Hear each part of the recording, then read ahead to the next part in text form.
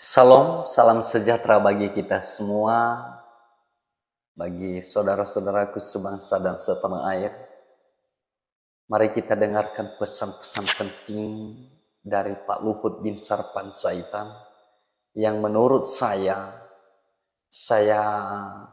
yakin bahwa sangat penting bagi kita semua, bagi gereja dan buat bangsa ini. Maka langsung saja kita saksikan video berikut. Satu titik saya itu sempat bergumul sama Tuhan gitu, karena naik terus tidak berhenti-berhenti. Tapi karena kita melihat modeling yang kami buat dengan teknologi, dibantu anak-anak muda, kami tahu bahwa ini puncaknya akan berhenti kira-kira 2-3 minggu sejak dia kena pertama.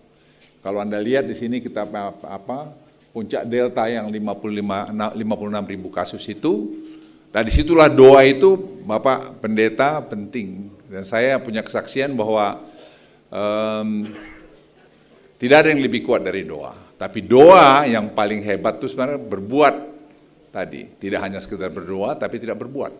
Kita terlalu banyak bicara sorga itu udah nanti aja dipikirin. Pikirin di dunia ini dulu apa yang kita bisa buat.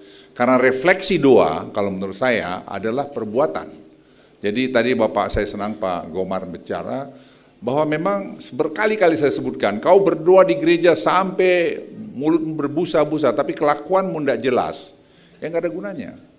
Tadi juga Pak menyampaikan kita berdoa sebelum jalan, tapi jalan kita begini ya, sama saja kita tidak menghargai doa kita. Jadi doa itu adalah perbuatan terbaik. Saya membuat kesaksian saya pada zaman ini. Zaman begitu parah keadaan itu, saya betul-betul sampai pada titik tuh hopeless. Ya hilang saya. Ini benar gak ini? Begini. Tapi itulah Tuhan tuh memberikan jalan pada kita, terjadi. Nah sekarang pada zaman Omikron yang kanan ini, itu kejadian lebih parah, tapi kami sudah belajar bahwa Omikron itu 4 hari dia akan recovery. Dan saya ngalamin, saya kena, istri saya kena. Ya 4 hari kelima kami sudah negatif. Jadi dari pembelajaran ini kita lihat, tapi kita juga harus waspada, bisa saja varian baru datang. Saya ulangi, bisa saja varian baru datang. Oleh karena itu kewaspadaan itu jangan pernah hilang. Sebabnya makanya PPKM dihentikan Presiden, tapi kita belum masuk pada endemi tadi. Karena itu masih menjadi satu proses tersendiri dan kita harus melihat WHO. Saudara-saudara sekalian, tapi kita waktu itu Presiden berikan perintah, bagaimana Pak Luhut nanganin ini tapi ekonomi kita jangan sampai terganggu. Saya bukan ekonom, banyak orang yang kritik saya, tapi seperti operasi militer ini sama. Jadi keseimbangan membuat, dan itu yang saya lakukan. Semua pembelajaran-pelajaran waktu saya di Akademi Militer maupun saya waktu di Sesquad dan di mana-mana itu yang saya lihat, dan itu yang saya temukan. Satu, teamwork. Jadi para pemimpin, kalau Anda tidak bisa membangun teamwork, lupain itu. Teamwork is a key, kunci dalam penyelesaian ini semua. Ya.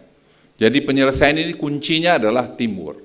Di gereja saya titip Mamang Eporus, tadi saya senang dengar tadi bahwa itu kerjasama sampai ke bawah jalan.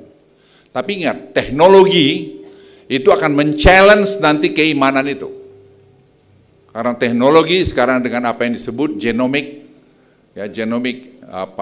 teknologi di mana bisa merekayasa manusia menjadi umur sampai 120 tahun atau lebih dan merekayasa manusia yang super pintar.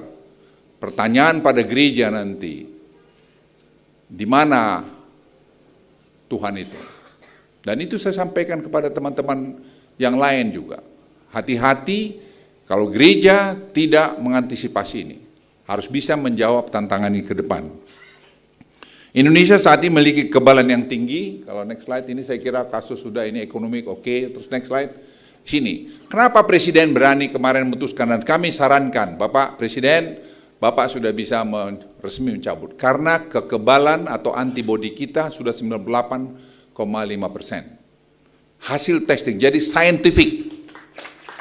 Saya ulangi, scientific 98,5%. Kenapa itu terjadi? Dari awal kita tes.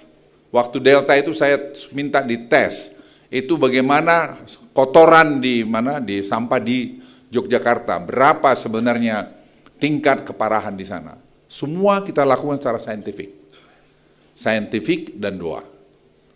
Dan kita temukan 98,5, sehingga para ahli itu nyarankan ke saya. Dia bilang, Pak Menko, Pak Menteri, ini sudah kuat. Anda yakin? Yakin. Itu berlanjut dari Natal Tahun Baru ke Lebaran, karena Natal Tahun Baru, Lebaran, ada peristiwa-peristiwa lain. Jadi semua kita lakukan secara saintifik. Itu bukan soal berani-beranian. Saya cerita sama Anda, saya merasa sedih ada teman saya Mayor Jenderal yang dekat dengan saya waktu Taruna, saya tidak bisa tolong waktu COVID, dia meninggal. Saya tahu saya rupanya terbatas juga, begitu hebatnya saya kata orang ya. Tapi saya nggak berdaya terhadap kuasa Tuhan itu. Jadi Anda jangan pernah merasa bahwa Anda kuasa, Kita itu nothing. Kita ini nothing. Ada refleksi dirimu, renungkan pada dirimu. Semua yang di bawah langit ini ada waktunya. Harus kita pegang itu. Jangan ada berpikir pangkat apa tinggi pun kamu, bahwa kamu akan selamanya, tidak. Semua yang di bawah langit ini ada waktunya. Ada waktu kau lahir, besar, sakit, pangkat, atau kau akhirnya kembali kepada Maha Pencipta itu tadi. Kemudian kita lihat penyelesaian PPKM ternyata kita mampu meningkatkan ekonomi kita. Dan itu yang dipuji banyak negara di dunia, termasuk pada G20 kemarin. Saya ketemu banyak kepala negara yang kebetulan banyak saya kenal, itu memberikan apresiasi terhadap ini. Indonesia salah satu dari sedikit negara di dunia yang mampu mempertahankan ekonominya dan COVID-nya bisa sejalan. Mungkin Indonesia salah satu yang terbaik. Itu menurut mereka, bukan menurut saya. Tadi saya bertelepon dengan teman saya, Presiden Costa Rica, Rodrigo. Dari sana dia bilang, saya mau ketemu kamu nanti di Davos gitu. Karena saya mau apresiasi sama kamu. Bagaimana Indonesia itu hebatnya. Jadi apa yang saya mau sampaikan sama Anda, kalau kita kompak bisa. Ini apakah kerja saya sendiri? Tidak. Ini kerja tim yang hebat-hebat. Anak-anak muda yang hebat. Jadi jangan kita pernah ada sombong. Ada kesombongan rohani bahwa doa kita satu kali sembuh satu orang, dua kali sembuh. Akhirnya tadi yang dibilang Pak Gomar, lepas tongkat kau itu, kau sembuh katanya, dalam Yesus Kristus segala macam, tahu-tahu nggak sembuh. Jadi kau memperkosa sebenarnya Tuhan itu. Tidak ada hal-hal seperti itu. Jangan dikembangkan kesombongan rohani, jangan dikembangkan kesombongan kekuasaan tadi. Data-data lain dalam perfect storm itu yang istilah saya, ini semua next slide, itu semua baik angka kita.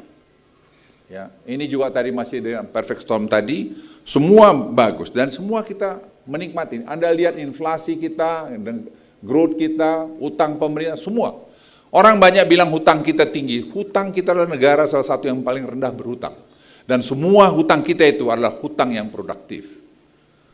Ya. Ini saya ingin sampaikan sama Anda sekalian. Dan juga saya boleh bangga juga nih Akademi Militer ini banyak juga tentara yang punya sentuhannya di sini, bukan orang-orang dokter-dokter ekonomi itu saja. Ya. Ya. Jadi jangan salah, jangan tidak pernah menyesal aku jadi komandan medulan Soalnya saya suka bercanda sama Pak Edi ini. Next slide. Ya, ini kalau kita lihat 4 pilar pembangunan ekonomi kita sekarang ini.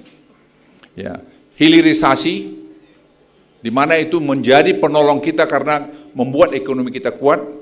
Yang kedua, digitalisasi. Semua sekarang kita digitalisasi.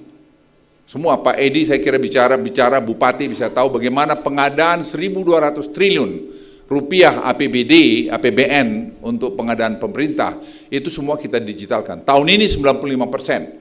Dan itu yang saya katakan, kalau ekosistemnya ini baik, saya ulangi ya, jangan salah mengerti lagi, ekosistemnya ini baik, maka OTT itu tidak akan perlu lagi ke depan.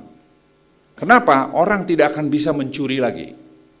Karena pada dasarnya manusia itu punya sifat jahat dan sifat baik. Jadi di tahun baru ini kita perlu merefleksikan diri, kita ini jangan pikir, maaf, Epurus juga tidak punya sifat jahat, punya. Makanya agama itu datang. Makanya peraturan perundang-undangan itu dibuat. Makanya kita buat digitalisasi untuk mengurangi sifat-sifat tidak baik kita itu. Semua manusia tanpa pilih. Jadi saya mohon jangan ada mengklaim dirinya paling soleh, paling apa, paling tadi Pak, paling kudus. Semua, there is no perfect family. Tidak ada satu keluarga pun yang sempurna. Renungkan itu pada orang tua. Jadi kita jangan terus bergumul, anak saya begini, there is no perfect family. Setiap keluarga pasti ada masalahnya. Itu yang membuat kita harus percaya pada Tuhan tadi itu. Dana desa dan harga komoditas penting. 4 ini kita ramu, Presiden memberikan arahan yang betul, jelas. Tadi disampaikan oleh Pak Gomar, kita beruntung ada Presiden Jokowi. Yang nggak bisa diatur siapapun. Ya, nggak bisa. Saya bisa janji sama Anda, siapapun nggak bisa ngatur beliau. Beliau nggak aja. Orang bilang begini, ya. Tapi dia kerjain juga. Saya kenal betul itu. Jadi kalau orang bilang dia tunduk sama ini, saya jamin sama Anda tidak. Atau orang lain bilang kenal betul sama dia. Saya pun tidak kenal 100% sama beliau. Dan saya tidak pernah klaim bahwa saya bisa omong apa saja sama Presiden. Presiden itu betul-betul orang yang punya pribadi dan punya intelijen yang bagus, yang mengatakan ya dan tidak. Dan dia berani melakukan itu. Dan itu sebabnya keputusan itu saya sampaikan selalu, pilihan-pilihan itu saya sampaikan untung ruginya. Cara bertindak kami di militer, saya sampaikan Pak Presiden, cara bertindak 1 begini, cara bertindak 2 ini, untung ruginya ini, kalau menurut kami ini terserah Bapak Presiden putuskan. Presiden bilang, saya pilihin aja Pak Luhut. Baik Pak, kita laksanain. Kadang beliau tanya, Pak Luhut, Bapak sudah putusin, saya akan loyal.